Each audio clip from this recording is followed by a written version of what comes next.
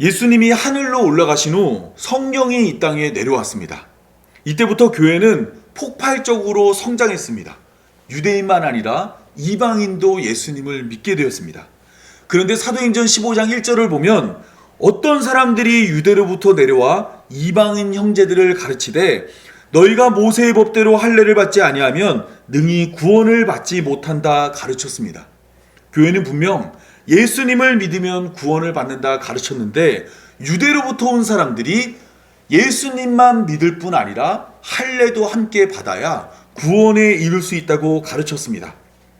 이 문제는 교회에 이방인들이 늘어날수록 더 크게 다가오게 되었습니다. 이방인들이 교회에 들어왔는데 예수님을 믿는 것만 아니라 너희는 이제 할례도 받아야 한다고 계속해서 말을 했습니다. 여러분 생각할 때 구원을 받기 위해서는 모세의 율법대로 할례도 받고 예수님도 믿어야 하는 것일까요? 아니면 예수님만 믿으면 구원에 이룰 수 있을까요? 당연히 우리는 예수님만 믿으면 구원에 이룰 수 있다고 알고 있습니다. 그런데 바울은 이것을 교회에게 설득시켜야 했어요. 그리고 유대인들이 공격해 올 때 하나님의 말씀으로 이것을 배격해야 했습니다. 그래서 바울은 로마서 4장에서 이런 이야기를 합니다. 그런즉 이 복이 할례자에게냐 혹은 무할례자에게냐 무릇 우리가 말하기를 아브라함에게는 그 믿음이 의로 여겨졌다 하노라. 그런즉 그것이 어떻게 여겨졌느냐 할례시냐 무할례시냐 할례시가 아니요 무할례시니라. 그가 할례의 표를 받은 것은 무할례시의 믿음으로 된 의를 인친 것이니 이는 무할례자로서 믿는 모든 자의 조상이 되어 그들도 의로 여기심을 얻게 하려 하심이니라. 이게 무슨 말이냐면 아브라함은 하나님으로부터 할례를 받으라는 약속을 받게 됩니다. 할례를 받으라는 명령을 받았는데 그게 어디냐 하면 창세기 17장에 나와요. 하나님은 창세기 17장에서 아브라함에게 할례를 요구하며 이것이 언약의 표징이 된다 그랬습니다. 그런데 아브라함의 믿음을 의롭게 여겼다라는 하나님의 말씀은 그보다 2장 앞인 창세기 15장에 나와요. 그러니까 하나님이 아브라함의 믿음을 보시고 그를 의롭다 칭했던 때는 아브라함이 할례를 받은 때가 아니라 할례가 아예 주어지기 전의 이야기라는 겁니다. 그 말은 달리 이야기하면 아브라함이 할례가 없음에도 믿음만으로 하나님 앞에서 의롭게 된 거예요. 그래서 로마서 4장 13절은 이렇게 말합니다. 아브라함이나 그 후손에게 세상의 상속자가 되리라 하신 언약은 율법으로 말미암은 것이 아니요 오직 믿음의 의로 말미암은 것이니라. 그러니까 의롭게 되기 위해서는 할례가 필요할까요? 필요하지 않을까요? 필요하지 않습니다. 하나님은 믿음만 보시고 그 백성을 의롭다 하시는 것입니다. 출애굽기 19장은 이스라엘 역사 가운데 가장 중요한 사건 중 하나를 소개하고 있습니다. 애굽을 나온 이스라엘 백성들이 시내산에 도착해서 모세를 필두로 하나님과 언약을 맺었어요.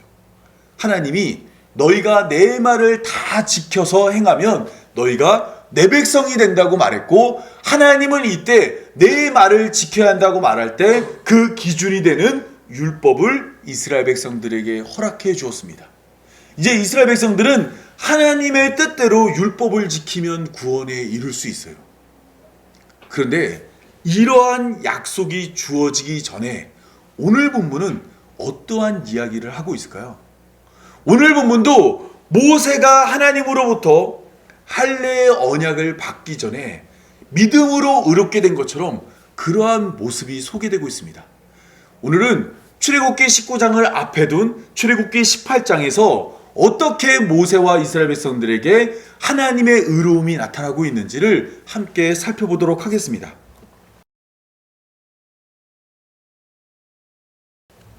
오늘 본문의 1절은 모세의 장인 이드로가 하나님이 하신 일을 듣는 것에서 시작합니다. 이드로는 하나님이 모세에게와 자기 백성 이스라엘 백성에게 하신 일을 들었습니다. 그러면 그 내용이 뭘까요? 그 내용은 바로 여호와께서 이스라엘을 애굽에서 인도하여 하신 일을 들은 거예요. 어디서 이 이야기를 들었을까요? 그것은 바로 미디안에서 그가 살고 있는 곳에서 소문이 들려온 겁니다. 소식이 들려왔어요. 하나님께서 애굽 가운데서 이스라엘 백성들을 건져냈다는 말을 들은 겁니다. 이때 이드로는 이 소식을 듣고 모세를 찾아왔습니다. 그런데 사실 이러한 하나님이 승리한 소식은 이드로에게만 들린 것이 아닙니다. 지난주 저희가 살펴봤었죠. 출애굽기 15장을 보면 바다의 노래를 통해 이런 말이 나옵니다.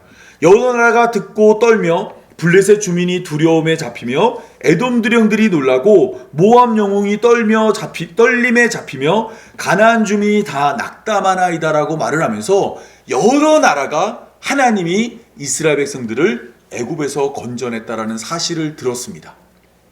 여기서 에돔 두령이라고 나오는데 여기서 말하는 에돔 두령 중에 하나가 어디냐면 바로 에서의 후손인 아말렉입니다. 아말렉. 이 창세기 36장을 보면 에서의 족보가 소개되는데 거기에 아말렉의 이름이 나와요. 그러면 아말렉은 하나님이 애굽을 벌하고 이스라엘 백성들을 건져냈다는 사실을 들었어요, 못 들었어요? 들었죠.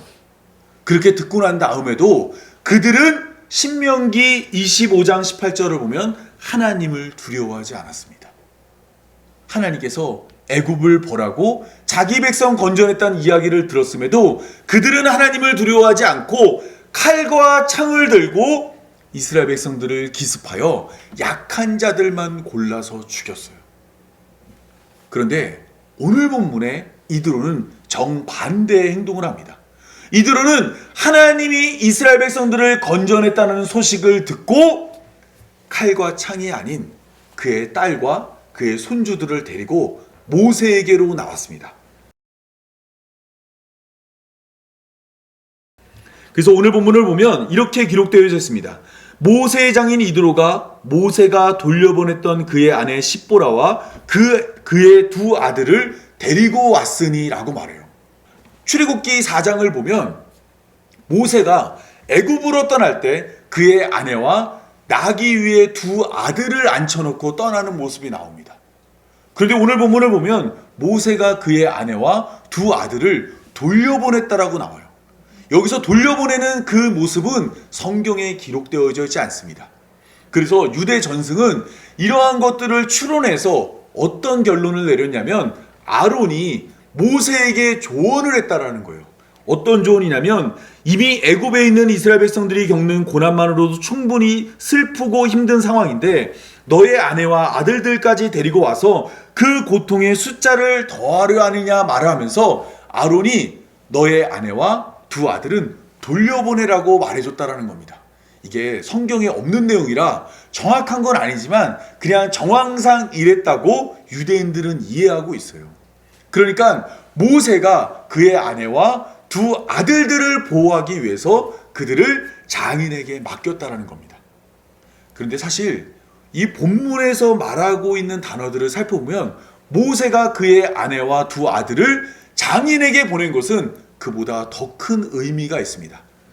오늘 본문에 소개된 돌려보냈다라는 단어는 히브리어로 살라흐라는 단어입니다. 이 단어는 내보내라는 뜻도 있지만 문맥을 고려할 때 문맥을 따라서는 추방을 의미하거나 아니면 관계의 단절을 의미합니다. 창세기 3장에서 아담과 하와가 범죄했을 때 하나님은 에덴 동산에서 아담과 하와를 내보냈어요. 이때 내보내다가 바로 이 샬라흐라는 단어입니다. 또한 신명기 24장을 보면 남편이 아내와 이혼할 때 이혼 증서를 써준 후에 내보냈는데 여기서 내보내도 이 샬라흐라는 단어입니다. 그러니까 이 단어는 문맥을 따라서 어떤 의미가 있냐면 다시는 보지 않겠다라는 마음으로 누군가를 내보낼 때 이 단어를 사용하는 거예요. 그럼 모세는 지금 어떤 마음으로 자신의 아내와 두 아들을 장인에게 돌려보낸 거죠? 그죠? 다시는 보지 않을 마음으로 그의 아내와 두 아들을 장인 이드로에게 보냈습니다. 그런데 그 장인 이드로가 하나님이 승리하셨고 하나님이 이겼다는 소식을 듣고 그의 모세의 아내와 두 아들을 데리고 지금 모세를 찾아온 거예요. 여러분, 이때 모세의 마음이 어땠을까요? 이제 앞으로 다시는 내 아내와 내 두 아들을 보지 못할 줄 알았어요. 그런데 전쟁에서 승리하고 지금 하나님의 산 앞까지 왔거든요. 여기까지 왔을 때 그의 가족이 찾아왔습니다. 모세는 엄청 기뻤을 것입니다. 너무 반가웠을 거예요. 그런데 이런 모습이 창세기 46장에도 나옵니다. 창세기 46장을 보면 야곱의 12아들 중에 야곱이 가장 사랑했던 요셉과 야곱이 재회하는 모습이 나옵니다.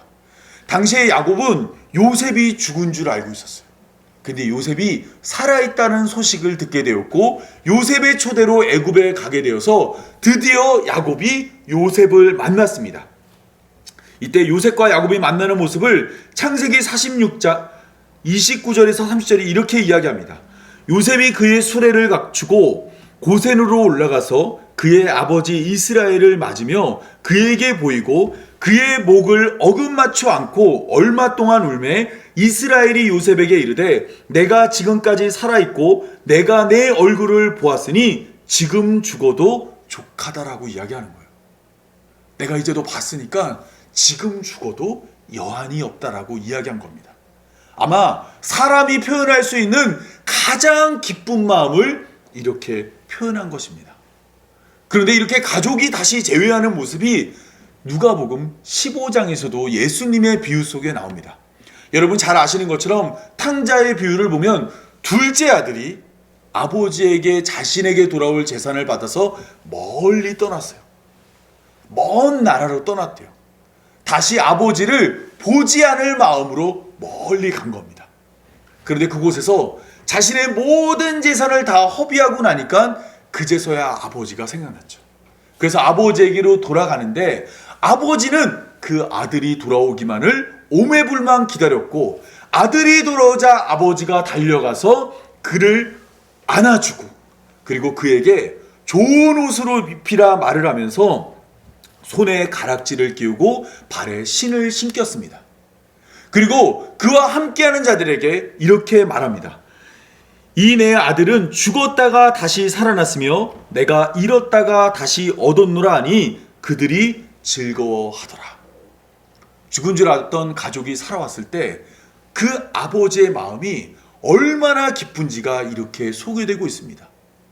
여러분, 그런데 왜 성경은 왜 계속해서 반복적으로 우리에게 가족이 재회하는 모습을 소개하고 있을까요? 이것은 우리의 구원이 바로 이런 모습이기 때문입니다. 성경은 계속해서 헤어졌던 가족이 다시 만나는 모습을 소개하고 있습니다. 왜냐하면 에덴 동산에 살고 있던 아담과 하와가 죄로 인해서 쫓겨난 후에 하나님께서는 이러한 우리를 되찾아서 새하늘과 새 땅에서 우리와 다시 만나길 원하고 있기 때문입니다. 우리가 하나님과 다시 만날 때 하나님은 어떤 마음이실까요? 야곱이 뭐라 그랬죠? 요셉을 만났을 때 내가 이제 죽어도 족하다라고 얘기했죠. 하나님은 우리와의 만남을 위해서 실제로 자신의 하나밖에 없는 아들을 희생할 정도였습니다. 그러면 얼마나 우리를 간절히 원하는지 알겠죠? 뿐만 아니라 둘째 아들이 돌아올 것을 아버지가 멀리서부터 지켜보고 있었어요. 하나님도 마찬가지로 우리와의 만남을 계속해서 지켜보고 기다리고 계십니다.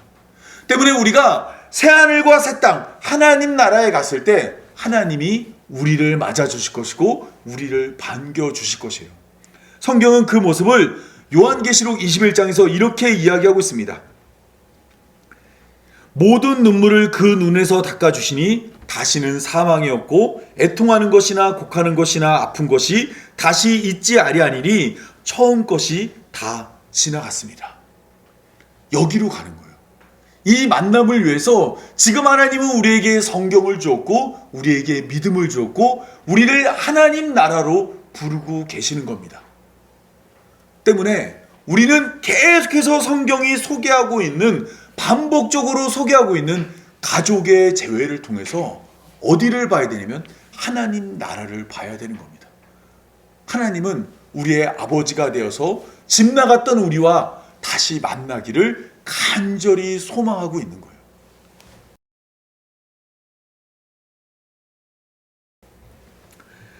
오늘 본문은 모세의 두 아들의 이름을 소개하고 있습니다. 모세에게 두 아들이 있었죠. 첫째 아들의 이름은 게르솜, 둘째 아들의 이름은 엘리에셀입니다. 첫째 아들의 이름이 게르솜인데 그 이름 뜻은 무엇이냐면 내가 이방에서 나그네가 되었다입니다. 그런데 이 이름은 출애굽기 2장 22절에 이미 소개된 바가 있습니다. 모세가 애굽에 살면서 살인을 저지른 후에 미디안으로 도망쳤어요. 그리고 그곳에서 십보라를 만나서 결혼하고 아이를 낳았습니다. 그리고 아이의 이름을 게르솜으로 정한 뒤에 모세가 그 이름을 게르솜이라 하여 이르되 내가 타국에서 나그네가 되었음이라라고 이름을 정해 주었어요. 이 말은 무엇이냐면 지금 게르솜이란 이름이 누구의 상황을 반영하고 있는 거예요? 모세의 상황을 반영하고 있는 거예요. 그런데 모세에게는 한 명의 아들이 더 있었죠. 그게 누구예요? 엘리에셀. 그런데 이 출애굽기 2장에는 엘리에셀의 이름과 엘리에셀의 이름 뜻이 소개되지 않습니다. 엘리에셀의 이름과 이름 뜻이 처음 소개된 것이 바로 오늘 본문이에요. 오늘 본문에서 처음으로 엘리에셀의 이름이 소개되는데 엘리에셀의 이름 뜻은 무엇이냐면 내 아버지 하나님이 나를 도우사 바로의 칼에서 구원하였습니다 라고 이야기합니다. 이것은 엘리에셀의 이름이 모세의 상황을 대변하고 있고 반영하고 있기 때문입니다.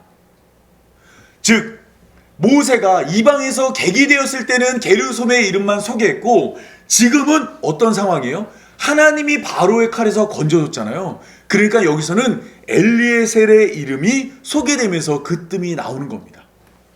그런데 이처럼 모세의 상황을 반영하고 있는 모세의 두 아들의 이름은 이스라엘의 상황을 반영하기도 합니다.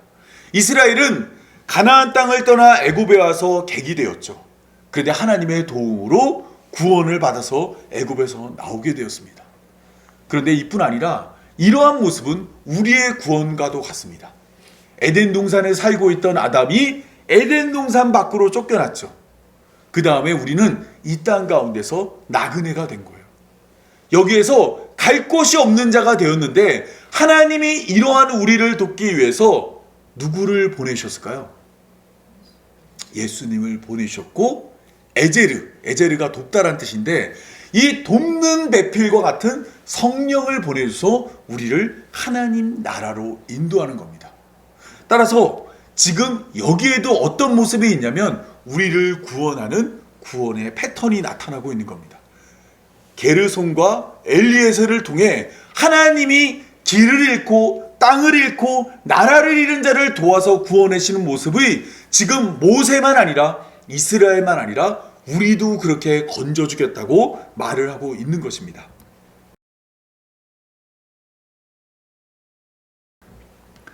모세는 자신을 찾아온 이드로를 만났습니다. 그리고 이드로에게 이 세 가지 이야기를 해줘요. 첫 번째는 여호와께서 이스라엘을 위하여 바로와 애굽 사람에게 행하신 모든 일을 말해줬습니다. 그런데 여기서 하나님이 이스라엘을 위하여 바로와 애굽 사람에 행하신 모든 일은 이미 미디안 제사장 이드로가 알고 있는 일입니다.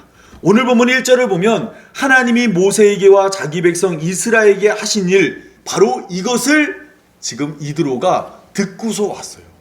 그러니까 지금 모세가 세 가지를 말하는데 첫 번째는 알고 있는 일이었습니다.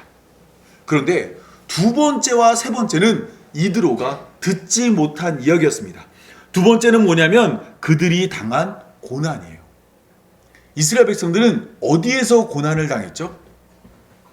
그죠, 광야에서 먹을 것이 없어서 괴로웠고 마실 것이 없어서 괴로웠고 아말렉으로부터 공격을 받아 두려웠습니다. 이 고난을 이야기해 주었습니다. 그리고 세 번째는 무엇을 말해줬냐면 그들을 구원하신 일을 말해줬어요. 이게 어떤 의미냐면 이스라엘 백성들이 하나님의 뜻대로 살지 않아서 하나님의 말씀을 지키지 않아서 심판을 받아야 함에도 하나님이 먹을 것이 없을 때는 먹을 것을 줬고 마실 것이 없을 때는 물을 줬고 전쟁의 위협에서는 전쟁 가운데서 건져줬던 이야기를 한 것입니다. 여러분, 이 이야기를 들었을 때 이드로는 무엇을 깨닫게 되었을까요? 지금까지 모세의 장인 이드로는 세상에 있는 많은 신들을 알고 있었어요. 그도 신을 섬기는 사람이었기 때문입니다. 근데 세상에 있는 모든 신은 똑같은 규칙이 하나 있습니다. 그건 뭐냐면 내 뜻대로 살면 심판하지 않지만 내 뜻을 어기면 심판한다는 거예요. 이거는 모든 종교에 다 있는 모습입니다. 그래서 어찌 보면 모세가 전해줬던 첫 번째 모습, 거기에서는 하나님의 특별함이 나타나지 않아요. 애굽의 군대가 이스라엘 백성들을 괴롭히니까 하나님이 심판한 것은 세상에 있는 다른 신들과 똑같습니다. 그런데 모세의 장인 이드로가 듣지 못했던 두 번째와 세 번째 모습에 나타난 하나님은 그가 이전에 단 한 번도 보지 못한 모습이에요. 자기 백성이 자기 뜻대로 살지 않음에도 먹을 것을 주고 마실 것을 주고 전쟁에 승리하게 해주었습니다.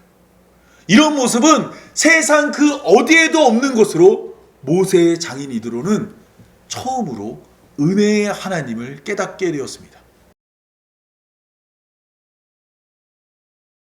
그래서 모세의 장인 이드로가 모세에게 세 가지로 하나님을 알게 된 반응을 보여줍니다. 첫 번째는 하나님을 기뻐한 겁니다. 여기서 그가 기뻐한 것은 어떤 것을 기뻐했냐면 여호와께서 이스라엘에게 큰 은혜를 베푸사 애굽 사람에서 구원하심을 기뻐했습니다. 여기서 우리가 오해하지 말아야 될 것은 모세의 장인 이드로가 구원받은 사람이 아니에요. 여기서 지금 모세의 장인 이드로가 기뻐한 이유는 자기가 구원받아서가 아니라 이스라엘이 구원받은 것을 알게 돼서 기쁜 거예요. 왜냐하면 이스라엘이 구원을 받았는데 이 과정 가운데 나타난 하나님은 어떤 분이에요? 하나님은 은혜 베푸시는 하나님이었거든요. 이 은혜 베푸시는 하나님을 알게 된 것이 너무너무 기뻐서 그것을 기쁘다고 표현했습니다. 그리고 바로 그러한 하나님을 찬양했어요. 그리고 마지막으로 자신의 신앙을 고백합니다. 제가 읽겠습니다. 이제 내가 알았도다. 여호와는 모든 신보다 크심으로 이스라엘에게 교만하게 행하시는 이들을 이기셨도다. 기뻐하고 찬양하고 자신의 신앙을 고백했습니다. 여러분, 이것이 바로 하나님을 믿는 자의 신앙의 전형적인 모습이어야 합니다. 우리는 하나님을 알게 되었을 때 첫 번째 뭘 해야 될까요? 기뻐해야 돼요. 그리고 두 번째, 그 기쁨을 담아서 하나님을 찬양해야 합니다. 그리고 세 번째, 그것을 우리의 신앙으로 고백할 수 있어야 합니다. 그래야 다른 누군가가 이 이야기를 듣고 또다시 기뻐하고 또다시 하나님을 찬양하며 또다시 이 복음을 증거할 수 있기 때문입니다. 이것 가운데서 하나만 빠져도 그 신앙은 온전할 수가 없습니다. 은혜의 하나님을 알지 못하면 하나님을 즐거워할 수 없어요. 평생 신앙생활 하는데 하나님이 은혜 베푸시는 것을 몰라요. 그러면 어떨까요? 두려움 가운데 살 수밖에 없죠. 언제 하나님이 나를 칠지 몰라요. 나를 용서 안 한다는 생각에 항상 겁먹고 사는 겁니다. 그런데 하나님이 내가 큰 죄인임에도 불구하고 은혜로 덮어 구원하는 분이라는 것을 알게 된다면 그 안에 무엇이 나올까요? 기쁨이 나오고 찬양이 절로 나오는 거예요. 그리고 이러한 마음을 담아서 하나님을 증거하고 고백할 수 있는 겁니다.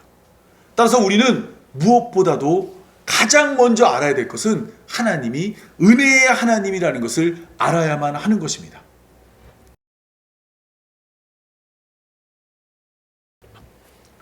이 창세기 12장을 보면 하나님은 아브라함을 부르십니다. 이 아브라함을 부를 때 고향과 친척과 아버지의 집을 떠나래요. 여러분, 하나님이 고향 떠나라는 거 이해할 수 있어요. 그쵸? 그리고 친척을 떠나라는 거 이해할 수 있어요. 그런데 하나님이 아브라함한테 아버지의 집도 떠나라고 그랬습니다. 왜 하나님은 아브라함에게 그의 아버지 데라의 집을 떠나라고 말했을까요? 당시에 그의 아버지는 갈대아 우르에 살고 있다가 아브라함과 함께 하란이라는 곳에 왔어요. 그런데 하나님께서 그 하란에 머무는 아버지마저도 떠나서 내가 보여줄 곳으로 가라고 이야기했습니다. 왜 하나님은 아브라함에게 아버지를 떠나라고 말했을까요? 그 이유가 여호수아서 24장 2절에 나옵니다. 여호수아가 모든 백성에게 이르되 이스라엘의 하나님 여호와께서 이같이 말씀하시기를 옛적에 너희의 조상들 곧 아브라함의 아버지 나홀의 아버지 데라가 강 저쪽에 거주하여 다른 신을 섬겼으나. 아브라함의 아버지가 누구를 섬겼어요? 다른 신을 섬기는 자는 하나님과 함께할 수 없습니다. 아무리 그가 아버지이고 아무리 그가 아브라함에게 하나 남은 가족이 되었을지라도 하나님은 다른 신을 섬기는 자를 떠나라고 명령했습니다. 그런데 오늘 본문을 보면 모세의 장인 이드로도 원래는 다른 신을 섬기는 자예요. 그런데 그가 이제 하나님을 찬양하고 하나님을 기뻐하고 하나님을 향한 믿음을 고백하니까 그와 하나님이 함께 할 수 있게 해 주었습니다. 그래서 12절에 보면 이렇습니다. 모세의 장인 이드로가 번제물과 희생제물을 하나님께 가지고 나왔어요. 원래 제사장이 하는 일이 이런 거예요. 제물로 신에게 제사 드리는 거예요. 근데 이드로가 하나님을 알고 나니까 그가 하던 행동은 똑같이 했는데 그의 대상을 바꾼 겁니다. 누구를 예배하게 된 거예요? 하나님을 예배하게 된 거예요. 그랬더니 아론과 이스라엘 모든 장로가 와서 모세의 장인과 함께 하나님 앞에서 떡을 먹었습니다. 여기서 말하는 떡은 정황상 어떤 떡이냐면 하늘의 양식인 만나예요. 이것을 지금 누구와 함께 먹게 했냐면 이방인인 이드로와 함께 먹게 한 겁니다. 아브라함은 아버지의 집을 떠나야만 했지만 하나님은 지금 이드로를 받아줬어요. 무엇을 보고 이드로를 받아준 걸까요? 그가 이제 하나님을 믿게 되었기 때문입니다. 그가 이방인이고 다른 신을 섬겼고 과거에 어떤 잘못을 저지르고 어떤 문제가 있고는 하나님에게 아무것도 중요하지 않아요. 그가 이제 하나님을 믿게 된 것이 가장 중요했던 겁니다. 따라서 하나님은 하나님을 믿음으로 고백한 자를 그들 가운데 하나로 받아줌으로 그 앞에서 식사를 하게 해줬어요. 하나님이 보는 가운데서 이스라엘 백성과 이 모세의 장인 이드로가 함께 식사를 했습니다. 이렇게 식사하는 모습은 출애굽기 24장에서도 소개됩니다.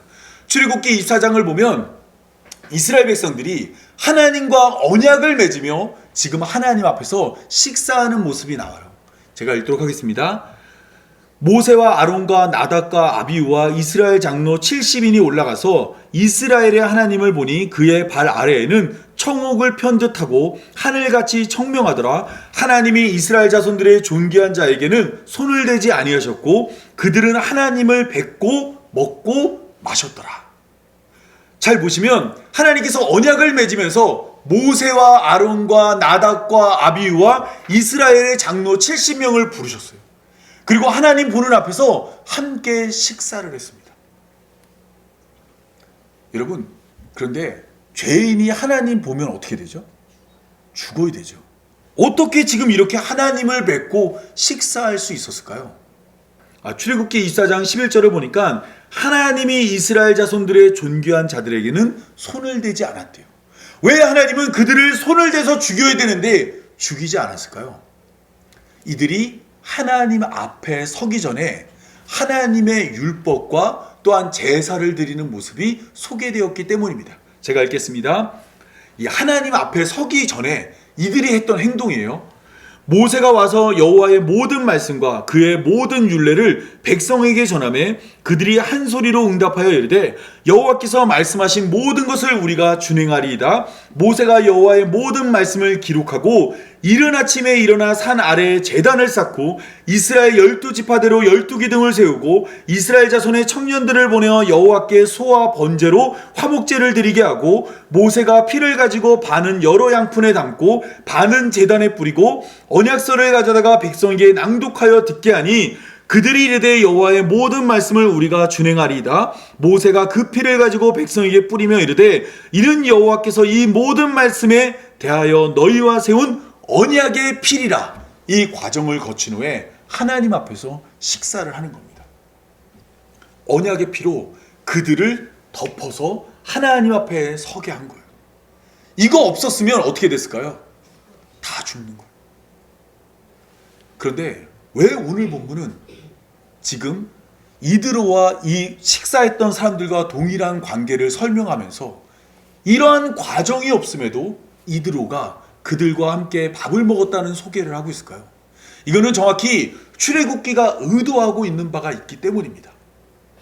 뭐냐면 신의 산 언약을 맺기 전에 이드로가 하나님을 믿었더니 이러한 과정이 없음에도 하나님 앞에서 하늘의 양식인 생명의 떡을 먹을 수 있었다는 거예요. 율법을 지켜야만, 율법의 제사를 통해 그 피로 덮어야만 하나님 앞에 설 수 있는 것이 맞아요. 이거 없으면 죽어요. 그런데 이것이 만약에 없더라도 하나님 앞에 서서 하나님이 주시는 양식을 먹을 수 있는 방법이 딱 하나 있는데 그게 뭐예요? 바로 믿음이라는 겁니다. 믿음. 이 믿음을 설명하기 위해서 오늘 본문은 신의 산 언약을 앞두고 모세의 장인 이드로가 찾아오게 만들었고, 그리고 그로 말미암아 그 이스라엘 백성들과 장인 이드로가 함께 식사하는 모습을 보여주고 있는 것입니다. 여러분, 정말로 모세의 장인 이드로는 그 어떤 수고도 하지 않았어요. 기둥을 세우지도 않았고 제단에 피를 뿌리지도 않았고 또한 피로 자신을 뒤집어 쓴 뒤에야 하나님 앞에 선 것이 아닙니다. 모세의 장인 이드로가 한 것은 딱 하나예요. 믿음으로 자신의 신앙을 고백한 겁니다. 그랬더니 하나님께서 아브라함의 믿음을 의로 여겨준 것처럼 모세의 장인 이드로도 의롭게 여겨서 그를 하나님 앞에 서게 한 것입니다.